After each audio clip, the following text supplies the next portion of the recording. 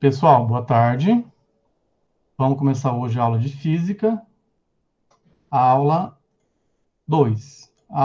Eu vou compartilhar a tela para vocês agora.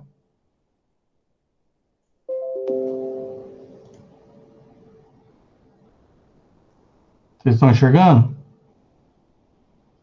Sim. Sim. Então, beleza. Então, vamos lá. Então, hoje é aula 2, tá? Do dia 16 de fevereiro de 2022, ou 21, primeiro bimestre, terceiro ano, né? Então, hoje eu vou postar a atividade 1 do primeiro bimestre de 2021 para vocês, alunos do terceiro ano. Beleza? Qual é o tema que a gente vai trabalhar? Todos vocês já pegaram o caderno do aluno? Sim ou não? Não, Não, Então, professor. ainda o não. caderno do aluno já está disponível, acho que lá na escola, né? Então, tudo que eu vou trabalhar com vocês, eu retirei do caderno do aluno, tá? Então, do material que vocês vão receber. Então, tema 1. Tema 1 é circuitos elétricos. Qual é a habilidade que nós vamos trabalhar? São duas habilidades: reconhecer a presença da eletricidade em situações e equipamentos do cotidiano, compreender que há fenômenos elétricos associados ao funcionamento dos organismos vivos em outras situações do mundo natural. Tá? Essas são as duas habilidades que nós vamos trabalhar hoje. Tá? Aqui eu estou frisando novamente o código da turma aqui para vocês ingressarem lá na turma de física no Google Sala de Aula. Tá? Quem não ingressou, favor ingressar o mais rápido possível, porque a partir da semana que vem estarei postando todas as atividades lá, vídeos, tudo por esse recurso tecnológico que a gente tem, tá? Aí, deixa eu fazer uma pergunta para vocês. Atividade 1, a eletricidade no cotidiano, tá? Então, a primeira pergunta. Imagine-se vivendo em um mundo sem energia elétrica. Nos dias de hoje, isso parece inviável, não é? Alguém de vocês já imaginou viver sem esse conforto que a gente tem, que é disponível nos dias atuais de energia elétrica? Eu acho que não. Então, se você conversar com os avós de vocês, eles vão falar que na época deles não tinha, né? Era bem restrito, né? Poucos lugares tinham energia elétrica. Como que eles faziam? Exemplo, para conservar uma carne, matava um porco lá, aí colocava na banha, deixava, não tinha geladeira naquela época, tá? Para beber água gelada, colocava uma moringa de barro dentro da terra, entendeu? Então, energia, que nem a luz, à noite, né, escureceu, não tem energia elétrica, era lamparina, movida a querosene, né? Ficava tudo preto a casa, assim, deixava tudo. Então, esses confortos a gente tem nos dias de hoje, antigamente não tinha, tá? Então, a gente nem imagina. Um exemplo, quando a gente está à noite em casa, aí acaba a energia. Aí demora um certo tempo para voltar. A gente não fica totalmente desesperado? Então, nós ficamos refém da energia elétrica, que é um conforto que a gente tem. Porque hoje, sem energia elétrica, a gente não faz quase nada, né?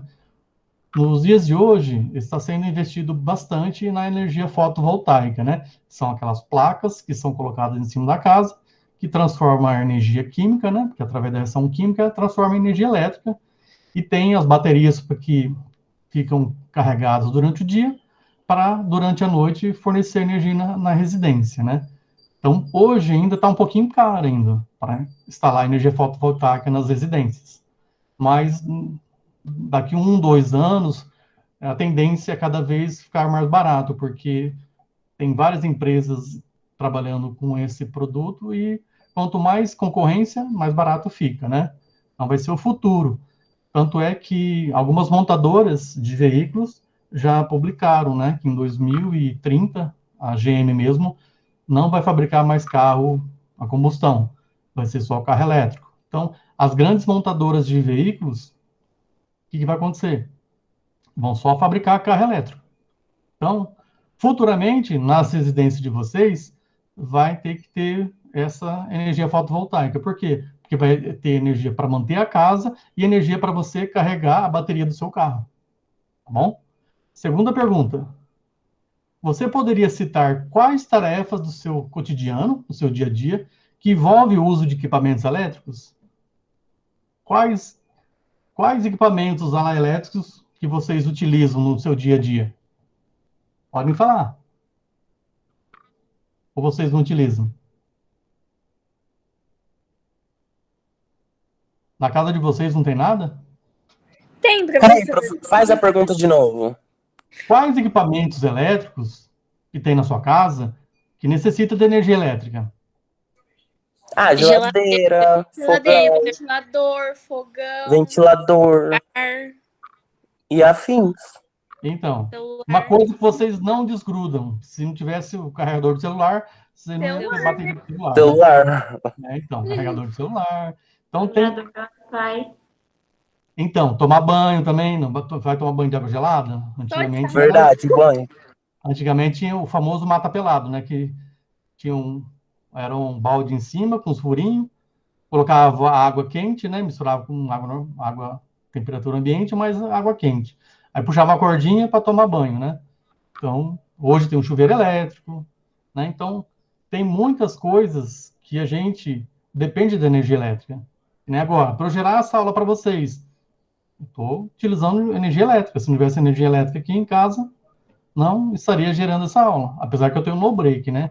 No break ele aguenta 15 minutos.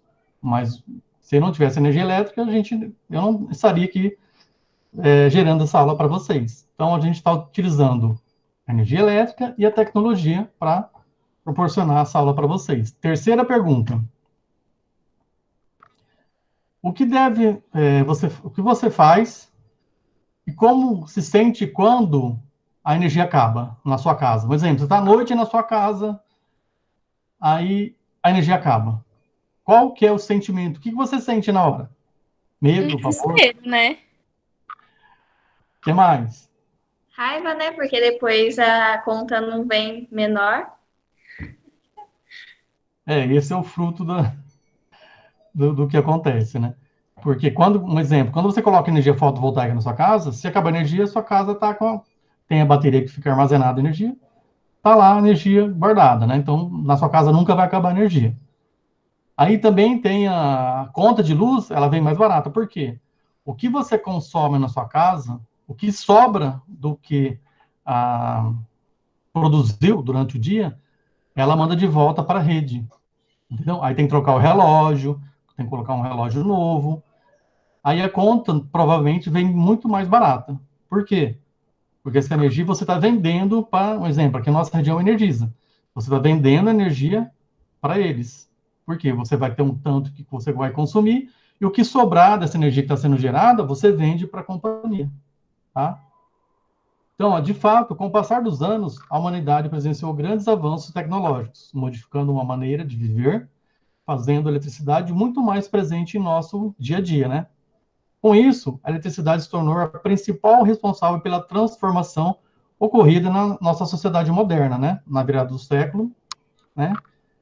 19 e no século 20, tá? Então, hoje, a gente tem todo esse conforto, todo esse luxo, devido ao quê? Devido à energia elétrica estar disponível para a grande maioria das pessoas, né? Pelo menos na nossa região. Tem regiões lá no Nordeste que não tem, né? Então, aí, elas vão ter que utilizar os recursos antigos, né? Vamos lá. Aí a gente tem a classificação dos componentes elétricos. Todos os equipamentos elétricos, eles são classificados. Prestem bem atenção aqui, porque vai ser uma questão que vai estar lá na atividade de vocês de hoje. A primeira, a gente chama de aparelhos resistivos. O que são aparelhos resistivos? Eles transformam energia elétrica em energia térmica. Quem pode dar um exemplo do aparelho resistivo que vocês usam todo dia? Celular? Celular? Não, ele não transforma energia elétrica em térmica. Você não toma banho todo dia? Sim. Então. Sim. Ah, não, de vez em quando é só no sábado, professor. Eu nem gosto de banho. A Nicole não toma, não. Coitada. Gente, ó, O chuveiro, ele é um aparelho que tem uma resistência. Alguém já viu por dentro do chuveiro? Como que é? Ele tem uma resistência. Eu já, mas faz muito tempo. Então, ele tem uma resistência. Ele tem os polos que desce, né? Que ele conecta um no outro para fechar o circuito. Quando isso acontece, a energia vai estar passando naquela resistência. Aquela resistência, ela esquenta. É vermelha por causa da resistência da passagem dos elétrons, ela esquenta.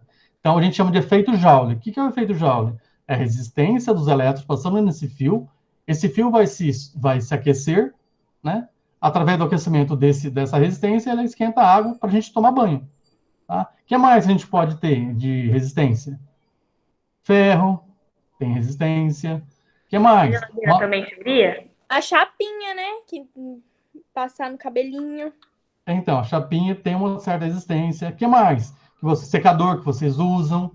Se você olhar dentro do secador, tem uma resistência. Né?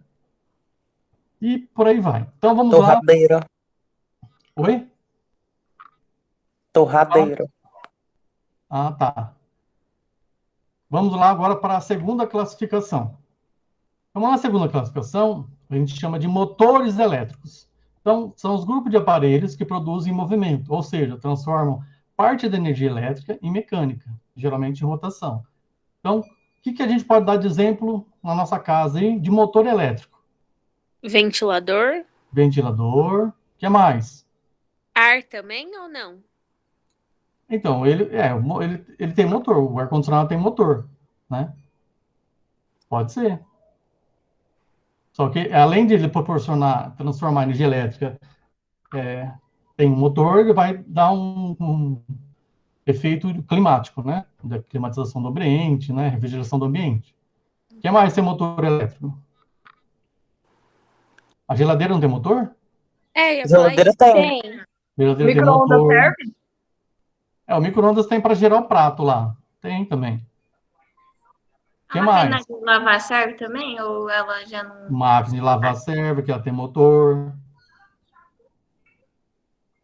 Tem mais um aí que é difícil de falar. Tem gente que não consegue falar. Liquidificador? Liquidificador. Batedeira. E assim vai. Então, tudo que tem motor elétrico, que ele transforma em rotação, a gente pode classificar eles como grupo de motores elétricos. Ô, professor, e computador entraria nessa também? O computador é mais componente eletrônico, né? Então, o computador, ele tem... Qual que é? O computador é mais comunicador, né? Então, o computador é só o cooler dele, né? Seria a ventoinha, né? Então, se você falar o cooler do computador, sim. Mas o computador não, porque o computador a gente utiliza ele para fazer a comunicação. Tá? Ah, sim. Obrigado. Tá. Se você falar o cooler ou a ventoinha do computador, aí entra. Beleza? Vamos lá. Terceira classificação. São os aparelhos de comunicação. Tá? Então, é comunicação e informação. Então, são os aparelhos que vão possibilitar a comunicação em diversas maneiras. Um exemplo, celular, telefone, o que mais? Notebook, computador, não é? Também. Computador. Uma coisa que vocês não assistem direto. TV? Televisão. Antigamente, o pessoal gostava de escutar muito rádio. Hoje em dia, quase as pessoas mais antigas que gostam de ouvir rádio, né? Os mais novos não gostam muito. Então, rádio. Então, tudo que depende de ondas sonoras, né? Comunicação. Tá? O que mais? Hoje em dia, a gente tem vários aplicativos, né? De comunicação. WhatsApp, Instagram, Telegram. Então, hoje, essa gama de comunicação ampliou bastante, né? E a gente está aqui pelo Google Meet, né? Acho que alguém está querendo entrar. Deixa eu sair daqui. Maria Eduarda, Décio Monteiro. Tarde, Duda. Oba! Ela começou há 21 minutos, mas tudo bem. Vamos lá, continuando. Então, eu falei, ó, do primeiro, segundo, terceiro. Agora tem um quarto grupo de classificação. São as fontes de energia elétrica. Então, quem são as fontes de energia elétrica? Exemplo. Na casa de vocês tem. Água. Não. Fonte. Tomada. Tomadas, fonte de energia elétrica. O que mais? Extensão. O celular. Se o celular ficar sem esse negócio, não vai funcionar. Carregador. Bateria. A bateria do celular que é a fonte de energia, não o carregador. O carregador, a função dele é carregar a bateria. Mas quem vai gerar energia para o celular é a bateria, tá? Que é bateria de lítio, né? Interruptor de energia elétrica da casa. Energia elétrica da casa, baterias, pilhas. Extensão. Tudo que... Não, extensão entra na parte de tomada, né? Que nada mais é que a extensão de uma tomada, que é da rede elétrica da residência. Então, tudo que gera energia. Sabia que o nosso corpo também tem energia? Sim ou não? Sim. O nosso corpo tem energia. Se você pegar batatinha, cortar ela e colocar um fiozinho lá e colocar uma lâmpada de LED, também tem energia. Limão, tem alguns que também gera uma energia baixa. Tá? Então, fontes de energia elétrica, tudo que gera energia elétrica. Tá? O que mais? Usina hidrelétrica gera energia elétrica. Tudo isso é fonte. O último grupo são os componentes elétrico e eletrônicos. São mais necessários para o funcionamento de aparelhos elétricos, direcionando e limitando a passagem de corrente elétrica, além de outras características. Um exemplo, quando você tem na casa de vocês, fusível, disjuntor, que faz essa função, que a gente chama de dispositivos de segurança, que ele faz com que não queime o seu aparelho, né? Então, a gente chama de componentes elétricos e eletrônicos.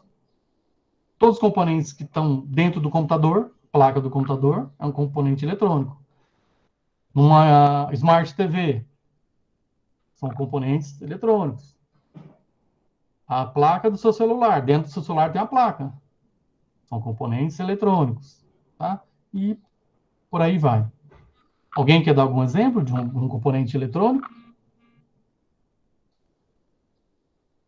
Tranquilo? Vamos lá para o próximo tópico agora. Então, a classificação são essas 5, tá? Vocês vão ter que lembrar delas, porque vai estar na atividade que eu vou passar para vocês hoje. Beleza? Então, vamos lá. Segunda interação com vocês aqui. Utilizamos vários componentes elétricos diariamente, e todos eles diferentes uns dos outros. Você já parou para pensar o que diferencia um aparelho do outro? Então, na lista abaixo, é apresentado vários componentes elétricos, tá? Então, isso aqui está na atividade de vocês. Então, vou só falar de alguns. Chuveiro, ele vai ser classificado onde? Em resistores, né? Telefone, aonde vai ser classificado lá? Comunicador. Tomada, que é fonte de energia. O que mais? Ferro de passar roupa, tem resistência, né? Resistor. Gerador, fonte de energia, e assim por diante. Tá? Então, vocês vão classificar, de acordo com todos esses daqui, quem que é de acordo com a sua classificação. Né? Quem que é motor, quem que é fonte de energia, quem é resistência, e assim vai naquelas 5 classificações que eu acabei de falar para vocês. Beleza? Então, ó, a eletricidade no corpo humano. Então, nosso corpo humano, ele é movido por impulsos elétricos, tá? Do olho para o cérebro. Então, como que a gente consegue enxergar? Alguém já tem uma noção como que todo esse processo funciona no nosso organismo? Então, eu vou passar para vocês. Ele funciona como fosse uma câmara escura, né? O ano passado, acho que não deu tempo de a gente fazer a câmara escura, né? Então, uma câmara escura, alguém já viu uma câmara escura? Como funciona? É o princípio da máquina fotográfica de antigamente. Tá? Hoje as máquinas são digitais, mas o processo é o mesmo. Tá? Então, tem 2 vídeos para passar para vocês, explicando o funcionamento do olho. Então, como se forma a imagem no olho? Esse é o vídeo 1. Fala aí, seus doidos. Hoje eu tô aqui com o professor Ricardo, que é o cara que sabe tudo. E aí, Ricardão, me explica aí como se forma a imagem do nosso olho. Você que ficou lá falando que eu uso lente grossa. Fala aí, ó. Vamos lá.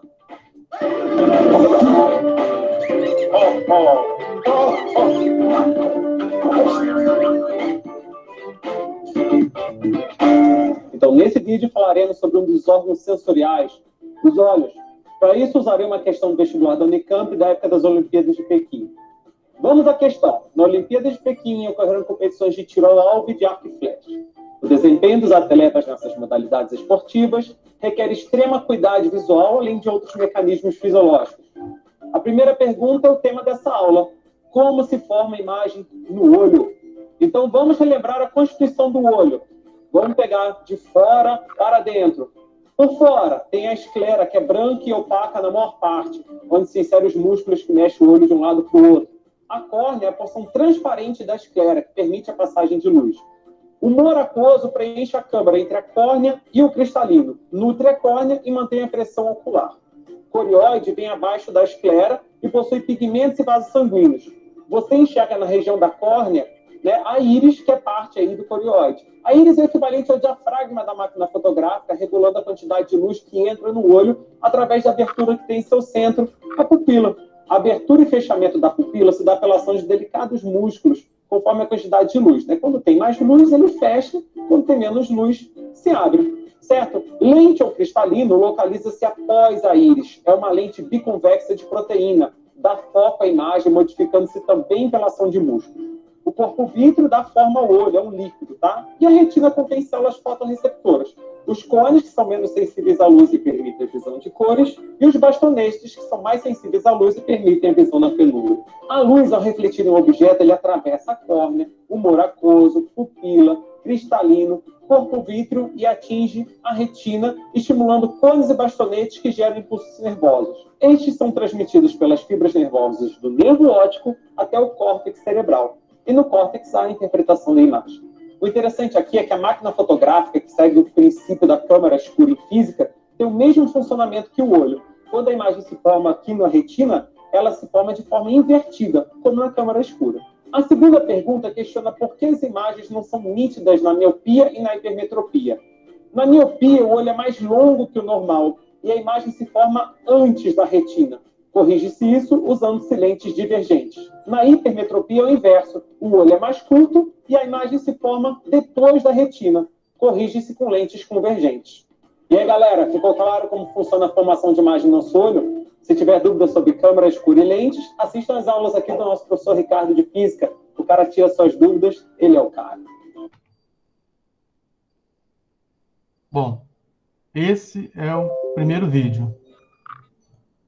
Agora tem outro vídeo curtinho também, que fala sobre o olho humano, que é uma super máquina, tá? Aqui vai falar mais como as correntes elétricas, os impulsos elétricos vão estar no cérebro, tá? Clique aqui para comprar com o envio mais rápido do Brasil.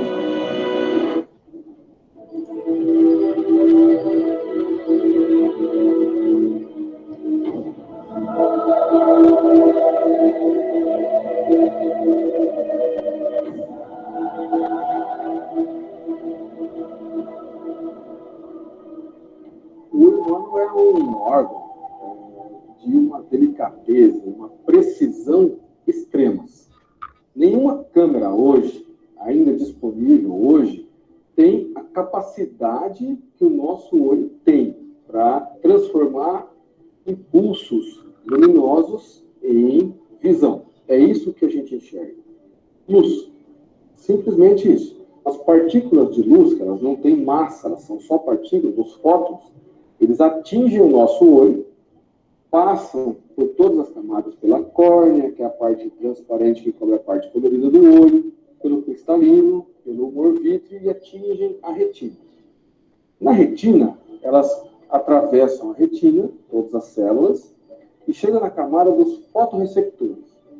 Os fotorreceptores, eles realizam uma reação química que transformam essa luz em um impulso nervoso que, via nervo óptico, vai chegar até o nosso cérebro e fazer a gente enxergar. Entender a imagem que nós estamos vendo é em outra parte do nosso cérebro. É um mecanismo fantástico. É muito complexo, mas é fantástico. E aí entra a questão das cores.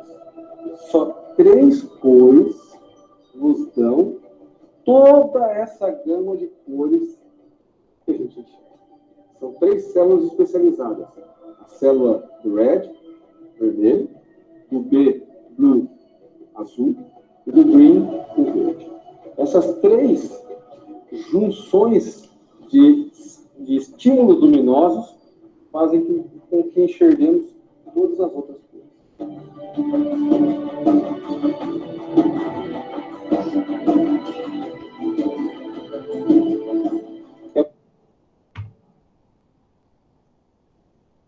Então, pessoal, ó, através da junção de 3 cores, né? Então, os projetores que a gente tem lá, multimídia na escola. Então, são 3 lentes, cada lente é uma cor. Então, na junção dessas cores, são formadas as outras cores. Tá? Então, agora, tem uma última atividade para vocês lá, se eu não me engano, o exercício 4, vocês vão ter que ler uma parte desse texto aqui, ó, que vai estar na página 4, tá? Não é a página 4 do arquivo, é a página 4 desse texto aqui, tá? Que daí vai estar todas as informações sobre a eletricidade no corpo humano, impulsos elétricos do olho para o cérebro. Vocês vão conseguir responder essas questões. Ou, assistindo o vídeo novamente, vocês vão conseguir responder a questão 4. Agora, lembra que eu falei para vocês da questão do Enem? Então, eu peguei uma questão do Enem de 2017. Então, vamos lá ver quem vai conseguir acertar. Quem acertar vai ganhar já um pontinho já de atividade, de participação. Então, vamos lá para a pergunta. O manual de utilização de um computador portátil, que é um notebook, informa que a fonte de alimentação utilizada para carregar a bateria do aparelho apresenta as seguintes características aqui abaixo. Ó. Fonte de alimentação. Entrada entre 100 até 240 volts. Então, quer dizer, a entrada é bivolt, tá? Ele suporta de 100 até 240 volts. Aí ele tem a amperagem de 1,5 ampere, a frequência de 50 a 60 Hz, e a saída dessa fonte de alimentação é 19 volts, né? Que é transformada em 3,16 amperes. Pergunta: qual é a quantidade de energia fornecida por uma unidade de carga em joules/coulomb disponibilizada a bateria? A fonte de alimentação manda quantos volts lá para a bateria? Entra. Silvio, é 100... 19, não é? Porque já está escrevendo na própria fonte de alimentação. 19 de saída, não é isso? Isso, Fernandinha. Já ganhou o ponto, Fernandinha. Ódio. 19. Exatamente, porque ela entra, né? Através da tomada com 100... Porque a energia que a gente tem aqui, ó, eu vou explicar mais para frente para vocês, que a gente tem a energia, ela oscila, tá? Ela não é corrente contínua, né? O que é corrente contínua? Sempre vai ter aquela mesma voltagem. Então, a energia que vem na casa da gente ela é de corrente alternada. Por que alternada? Porque você pegar um aparelho, existe um aparelho que faz a gente consegue medir qual que é a voltagem que está vindo na tomada. Então, por isso que nos computadores a gente coloca estabilizador. Por quê? Porque ele sempre vai mandar aquela energia para o computador. Por quê? Senão queima, tá? Então, tem hora que está 110 volts, tem hora que está 125, 130. Então, oscila muito a energia que a companhia, a Energisa, envia para a residência da gente. Então, a carga, ela oscila muito, tá? Por isso que que aqui em casa eu tenho o no-break. Por quê? O no-break, ele, além de mandar energia com a voltagem correta para o computador, ele ainda, se acabar a energia aqui em casa, eu tenho 15 minutos para salvar o que eu estou fazendo, né, e desligar o equipamento para não acontecer de queimar o computador, o que eu estiver fazendo, tá? Então, a função do no-break é essa. além de mandar a energia correta para o computador, para a fonte de alimentação, né, do computador, ele também tem uma bateria interna que ele mantém durante 15 minutos meus equipamentos ligados, que nem o computador e o monitor. Então, eu consigo, o que eu estou fazendo, eu salvo, desligo. Porque se você não tiver esse equipamento, com o tempo, a boa energia, está com o computador ligado, e seu HD for magnético, o que acontece? Esse HD magnético é como se fosse lembra aqueles discos de vinil de antigamente? E uma agulha? Então, tem um disco de vinil e uma agulha. Então, o disco magnético, né, o HD magnético, é como se fosse um disco de vinil e uma agulha que está fazendo a leitura. Quando acaba a energia, o que acontece? Essa agulha pode riscar, ele vai riscando com o tempo o seu HD. Com o tempo, esse HD ele pode queimar. Tá? Então, por isso que a gente utiliza o no-break, é o mais recomendado. Tá? Então, a Fernandinha ganhou um ponto. Aí, o que eu vou pedir para vocês agora? No chat, eu peço que vocês coloquem lá um boa tarde, porque através do chat eu recebo um relatório de quem está participando da minha aula ou não. Tá? Então, lá, a aula de hoje acabou. Tá? Eu vou parar a gravação. Qualquer dúvida, vou lá no WhatsApp, tá? Deixa eu parar a gravação. Tá? Então, vou parar a gravação aqui.